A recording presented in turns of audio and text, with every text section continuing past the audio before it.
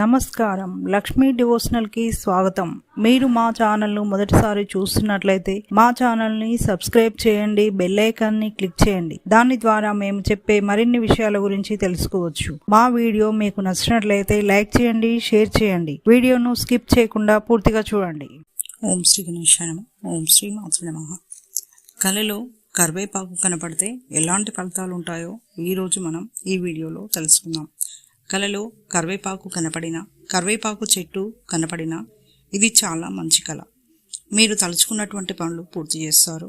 మీరు చేసే పనులలోనూ కానీ చేయబోయే పనులలో కానీ విజయం సాధిస్తారు. మీ కుటుంబంలో సుఖ సంతోషాలు కలుగుతాయి.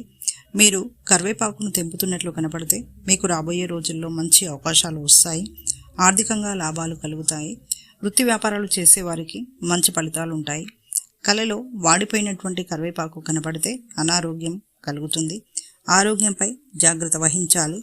మీరు చేసే పనులలోనూ లేదా మీరు చేసే పనులలో ఆటంకాలు ఎదురవుతాయి.